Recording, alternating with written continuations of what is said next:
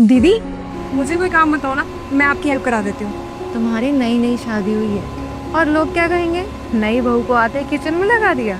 तो क्या हुआ दीदी, हर माना कि आप इस घर की बड़ी बहू हैं, तो इसका मतलब ये तो नहीं कि सारा काम आप ही करेंगी। बताइए, मैं कुछ काम कराती हूँ।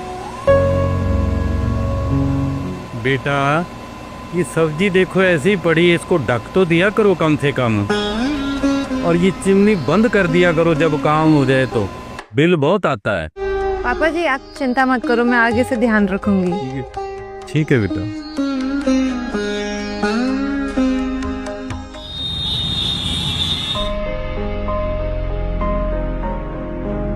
बेटा जब वहाँ बाहर बैठे हो तो इस कमरे का लाइट और एसी बंद कर दिया करो। पता पिछले महीने कितना बिल आया था? पापा जी वो सॉरी पापा जी, दिमाग से निकल गया था, आगे से ध्यान रखूंगी।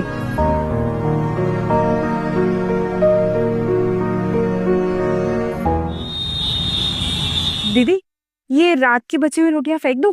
हाँ वो पर बेटे रोटियां बढ़ाया ही उतनी करो ना जितनी खाई जा सके, इतनी फालतू क्यों बढ़ाते हो कि फेंकनी पड़ती हैं? लेकिन पापा वो सॉरी पापा जी, वो गुरप्रीत की रोटी बच गई थी तो उसने नहीं खाई थी, आगे से ध्यान रखेंगे। ठीक है, आगे से ध्यान रखना।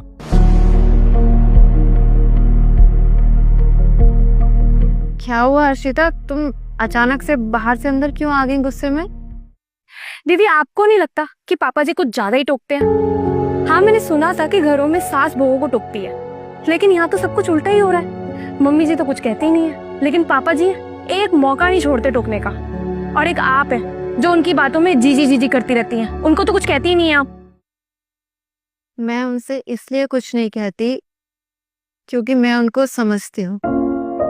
मुझे पता है कि तुम्हें पापा जी की बात का बुरा लगता है, लेकिन पापा जी दिल के बुरे नहीं है।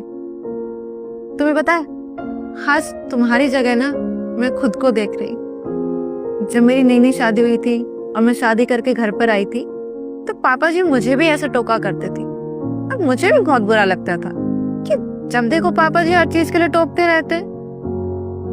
तब मुझे मम्मी ने बताया कि जब वो शादी करके घर में आई थी ना, तब उनके पास ना सिर्फ एक कमरे का घर था, और आज जो हम इतनी आसानी से एसी में बैठे हैं, सारी फैसिलिटीज है हमारे पास, वो सिर्फ पापा जी की कड़ी मेहनत का नतीजा है। तपती धूप में उन्होंने ना जाने कैसे कैसे काम किया होगा, तब जाके हमें सारे ऐशो आराम मिले। हाँ पापा जी हमें इसलिए टोकते हैं कि हम चीजों की कदर करें, क्योंकि हमें सारी चीजें आसानी से मिल गई है ना। और कहते हैं ना